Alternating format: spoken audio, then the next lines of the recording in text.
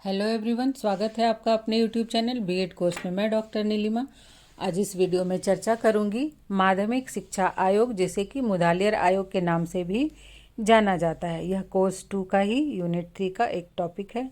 अगर आप बीएड के सिलेबस का हिंदी ट्रांसलेशन चाहते हैं, बीएड के नोट्स की वीडियो चाहते हैं, तो डिस्क्रिप्शन बॉक्स में लिंक दिया हुआ है, आप वहां जाकर देख सकते हैं।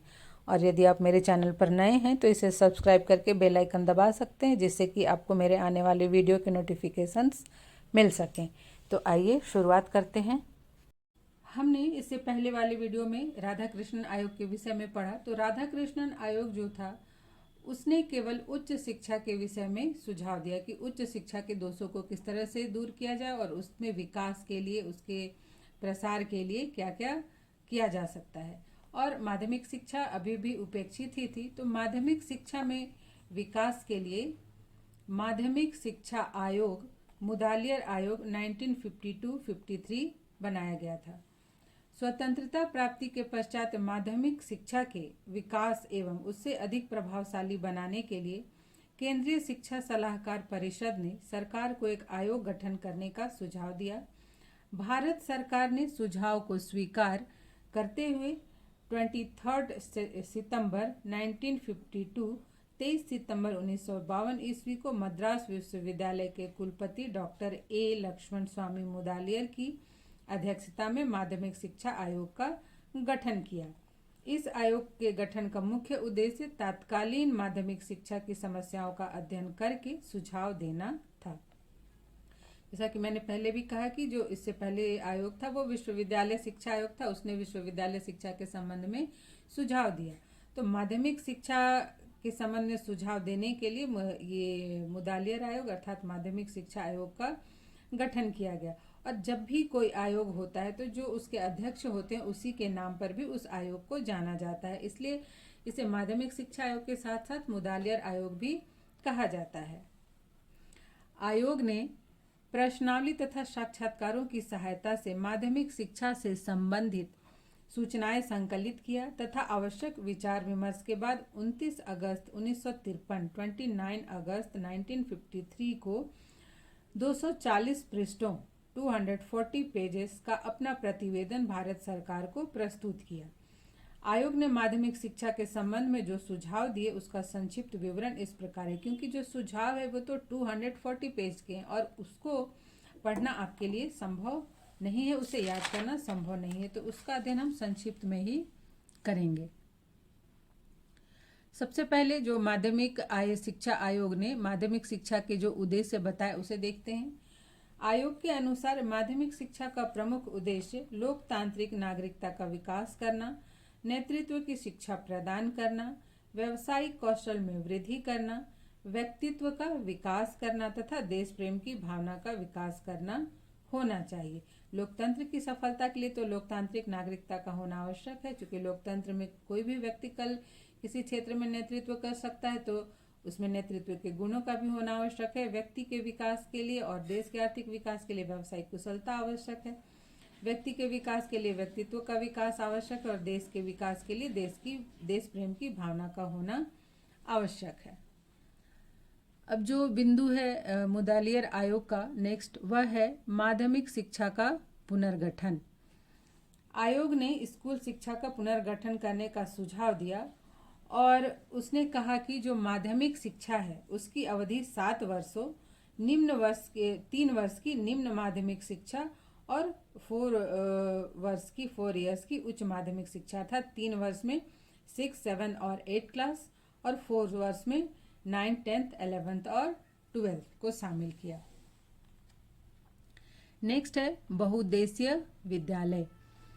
आयोग ने व्यावसायिक एवं तकनीकी शिक्षा पर भी बल दिया और उसके लिए उसने बहुउद्देशीय विद्यालय खोलने का सुझाव दिया, जिससे कि पाठ्यक्रम में विविधता आए और छात्र अपनी रुचि, क्षमता एवं आवश्यकता के अनुसार शिक्षा प्राप्त कर सके। क्योंकि बहुत सारे छात्र ऐसे होते हैं जो कि केवल माध्यमिक शिक्षा ही प्राप्त करते हैं, वो उच्च शिक्षा प्राप्त किन्हीं कारणों से नहीं कर पाते। तो ऐसे में यदि माध्यमिक स्तर पर व्यावसायिक शिक्षा, तकनीकी शिक्षा की व्यवस्था हो तो वो माध्यमिक शिक्षा प्राप्त करके ही अपने पैरों पे खड़े हो सकते हैं, अपने जीवन को आर्थिक रूप से संपन्न बना सकते हैं। नेक्स्ट है कृषि शिक्षा।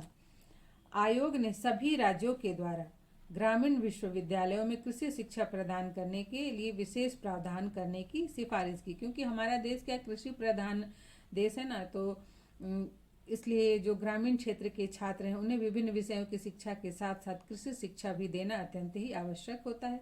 इसलिए आयोग ने कृषि शिक्षा के विशेष प्रावधान की सिफारिश की। नेक्स्ट है तकनीकी शिक्षा। आयोग ने बड़ी संख्या में तकनीकी स्कूल खोलने का भी सुझाव दिया था और अप्रेंटिसशिप को तकनीकी शिक्षा का महत्वपूर्ण अंग बनाने पर भी जोर दिया। माध्यमिक स्तर पर ही आयोग ने तकनीकी शिक्षा पर जोर दिया। नेक्स्ट है आवासीय शिक्षा। आयोग ने आवासीय विद्यालय विशेषकर चुने हुए ग्रामीण क्षेत्रों में आवासीय विद्यालय खोलने की प्रबल अनुशंसा की। अर्थात जैसे ग्रामीण क्षेत्रों में बहुत दूर दूर विद्यालय होने के कारण छात्र पढ़ने नहीं जा पाते हैं, आवागमन की सुविधाएं नहीं होती, बहुत सारी प्राकृतिक समस्याएं, आर्थिक समस्याएं होती हैं, तो इसलिए आयोग ने आवासीय विद्यालय स्थापना करने का सुझाव दिया जिससे कि छात्र वहां पर रहकर शिक्षा ग्रहण कर सकें। नेक्स्ट जो बिंदु है वह है दिव्यांगों की शिक्षा। आयोग ने दिव्यांग बालकों की आवश्यकताओं के अनुरूप बड़ी संख्या में विशेष शिक्षा के विद्यालय खोलने का सुझाव दिया, क्योंकि जो विशिष्ट बालक होते हैं, दिव्यांग बालकों को विशिष्ट बालक कहा जाता है, तो विशिष्ट बालकों की शिक्षा के लिए विशिष्ट विद्यालय आवश्यक है। तो आयोग ने सुझाव दिया कि उनके लिए विशिष्ट विद्यालय खोले जाएं। नेक्स्ट है सह शिक्षा।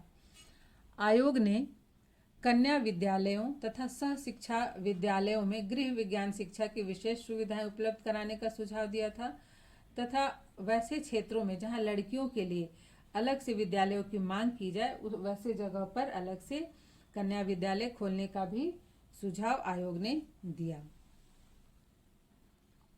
नेक्स्ट है त्रिभाषा सूत्र। आयोग ने त्रिभाषा सूत्र का समर्थन किया था तथा माध्यमिक विद्यालयों में शिक्षा का माध्यम मातृभाषा और प्रादेशिक भाषा रखने का सुझाव दिया। माध्यमिक स्तर पर 2 भाषाएं और जूनियर अर्थात जो प्रथम 3 साल है उसमें उसके शिक्षा के अंत में अंग्रेजी व हिंदी की पढ़ाई का सुझाव दिया और किसी भी एक वर्ष में दोनों भाषाएं शुरू नहीं करनी है। साथ ही उच्च माध्यमिक स्तर पर 2 भाषाएं मातृभाषा या क्षेत्रीय भाषा होनी चाहिए। नेक्स्ट है पाठ्यक्रम।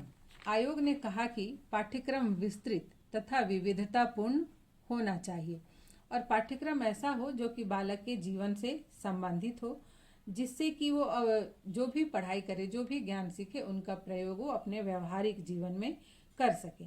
साथ साथ अवकाश के समय का सदुपयोग करना भी सिखाए। पाठ्यक्रम इस तरह का हो और पाठ्यक्रम के निर्माण में पाठ्यक्रम निर्माण से संबंधित जो कुछ सिद्धांत बताए गए हैं, मूलभूत सिद्धांत, उसकी भी चर्चा आयोग ने की। नेक्स्ट है पाठ्य पुस्तकें।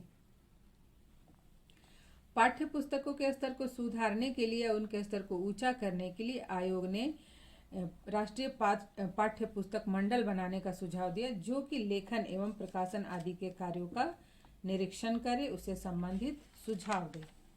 नेक्स्ट है शिक्षण विधियां। आयोग ने कहा कि वर्तमान में शिक्षा का उद्देश्य केवल ज्ञान प्रदान करना नहीं होना चाहिए, बल्कि मूल्यों की स्थापना होना चाहिए और छात्रों के दृष्टिकोणों में परिवर्तन करना होना चाहिए, उनमें कार्य करने की आदतों का विकास करना होना चाहिए। इसके लिए मौखिक या रटने की विधि पर बल ना देकर करके सीखने की विधि पर बल दिया, जिसके लिए क्रिया विधि, प्रोजेक्ट विधि का सहारा लिया जा सकता है। साथ ही आयोग ने कहा कि प्रत्येक विद्यालय में अच्छे पुस्तकालय होने चाहिए जो छात्र के ज्ञान की वृद्धि करने में सहायक हो सके। नेक्स्ट है अनुशासन। आयोग ने अनुशासन को बढ़ाने के लिए अध्यापक छात्र संपर्क पर बल दिया, क्योंकि अगर छात्र और अध्यापक का संबंध अच्छा हो तो छात्र अपनी सभी समस्याओं को शिक्षक से शेयर करते हैं और उनको समाधान करने का प्रयास करते हैं।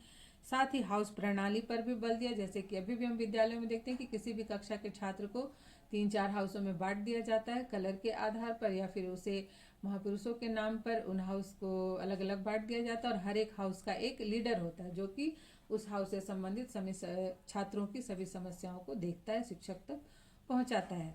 साथ ही आयोग ने छात्र परिषद को स्कूलों में लागू करने का भी सुझाव दिया। नेक्स्ट है धार्मिक एवं नैतिक शिक्षा।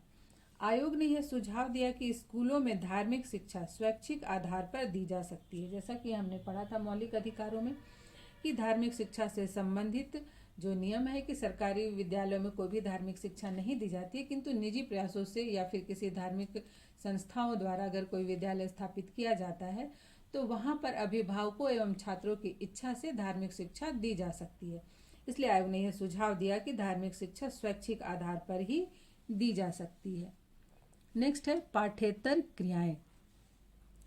को करिकुलर एक्टिविटीज का शिक्षा में अत्यंत ही महत्वपूर्ण स्थान होता है, क्योंकि छात्रों के व्यक्तित्व का सर्वांगीण विकास करने के लिए, उसके व्यक्तित्व का विकास करने के लिए पाठ्य सहगामी क्रियाओं का होना अत्यंत ही आवश्यक है। तो आयोग ने कहा कि इसे पाठ्य सहगामी क्रियाओं को विद्यालय का एक या फिर शिक्षा की क्रिया का एक अभिन्न अंग माना जाए और सभी अध्यापकों को इसमें समय देना चाहिए। नेक्स्ट है निर्देशन एवं परामर्श। शैक्षिक निर्देशन एवं परामर्श पर बल देने का सुझाव आयोग ने दिया और इसके लिए कहा कि स्कूलों में प्रशिक्षित परामर्शदाताओं की सेवाएं धीरे धीरे उपलब्ध कराई जाए, क्योंकि छात्रों को कई तरह की समस्याएं होती है, न केवल शैक्षिक बल्कि व्यक्तिगत, पारिवारिक, आर्थिक या फिर व्यवसाय संबंधी। तो इन सभी समस्याओं का समाधान के लिए शैक्षिक निर्देशन एवं परामर्श अत्यंत ही उपयोगी सिद्ध होता है। नेक्स्ट है स्वास्थ्य सुविधाएं। आयोग ने कहा कि सभी राज्यों में विद्यालय में चिकित्सा सेवा शुरू की जाए, सभी छात्रों की चिकित्सा जांच और उसके अनुसार उपचार किया जाना चाहिए। ये आयोग का बहुत ही अच्छा सुझाव था, जिससे कि छात्र की स्वास्थ्य संबंधी समस्याओं का समाधान किया जा सके। नेक्स्ट है अध्यापक। आयोग ने कहा कि अध्यापकों के वेतन, उनके सेवा शर्तों में सुधार किया जाए तथा उनके प्रशिक्षण की भी उचित व्यवस्था की जाए। अभी आपने देखा कि हमारे हर जगह पारा टीचर के प्रशिक्षण की व्यवस्था की गई, उन्हें प्रशिक्षण के लिए अवसर प्रदान किए गए, जिससे कि शिक्षा के स्तर को सुधारा जा सके। नेक्स्ट है परीक्षा प्रणाली। आयोग ने मूल्यांकन की नवीन अवधारणा को अपनाने पर बल दिया। वर्तमान में मूल्यांकन के लिए हम क्या किया जा रहा है, ऑब्जेक्टिव टाइप क्वेश्चन पूछे जाते हैं। तो परीक्षा को वस्तुनिष्ठ बनाने, ग्रेड प्रणाली, आजकल सभी जगह ग्रेड प्रणाली भी लागू हो गई है। ए प्लस, बी प्लस इत्यादि ग्रेड दिए जाते हैं। छात्रों के संचयी प्रगति पत्र तैयार करने जैसी महत्वपूर्ण सिफारिशें की। क्यूमुलेटिव रिकॉर्ड होता है ये, जो कि छात्र के व्यक्तित्व के सभी पहलुओं से संबंधित रिकॉर्ड होता है, उसके उपलब्धि का रिकॉर्ड होता है। तो इस तरह के रिकॉर्ड तैयार करने की सिफारिश भी आयोग ने की। नेक्स्ट है संगठन। आयोग ने प्रत्येक राज्य में ऐसा माध्यमिक शिक्षा परिषद बनाने का सुझाव दिया जिसमें कि 25 से अधिक सदस्य ना हो और इसका सदस्य शिक्षा निदेशक हो, और ये जो परिषद है इसकी एक उपसमिति भी हो जो कि परीक्षा के कार्य को देखे। और आयोग ने राज्य परिषदों के गठन का भी सुझाव दिया, जिससे कि माध्यमिक शिक्षा का संगठन एवं प्रशासन सुचारू रूप से संचालित हो सके। नेक्स्ट है निरीक्षण।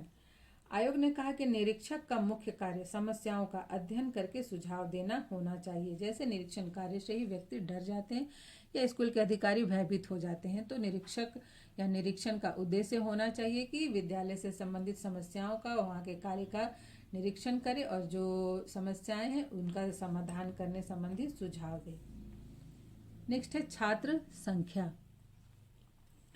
आयोग ने कहा कि प्रत्येक विद्यालय में 500 से 750 के बीच छात्र होने चाहिए तथा प्रत्येक कक्षा में छात्रों की संख्या 30 से 40 होने चाहिए, जिससे कि शिक्षक और छात्र दोनों को सीखने सिखाने की प्रक्रिया में आसानी हो।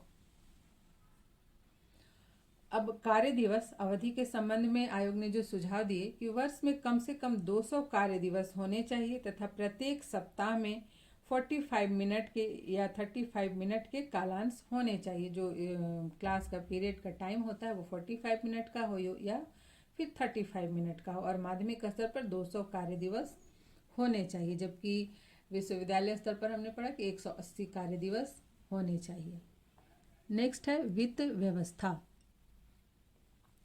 आयोग ने सुझाव दिया कि तकनीकी एवं व्यावसायिक शिक्षा के विकास के लिए औद्योगिक शिक्षा उपकर अर्थात अतिरिक्त कर लगाना चाहिए और केंद्र को माध्यमिक शिक्षा के व्यय का एक भाग वहन करना चाहिए। इस तरह से जो माध्यमिक शिक्षा आयोग, जिसे कि मुदालियर आयोग भी कहा जाता है, इसने माध्यमिक शिक्षा के दोषों को दूर करके उसके विकास के लिए, उसके सुधार के लिए अत्यंत ही महत्वपूर्ण सुझाव दिए। तो निष्कर्षतः हम कह सकते हैं कि माध्यमिक शिक्षा आयोग ने माध्यमिक शिक्षा के दोषों को दूर करने, इसके स्तर को उन्नत करने के लिए अत्यंत ही महत्वपूर्ण सुझाव प्रस्तुत किए थे।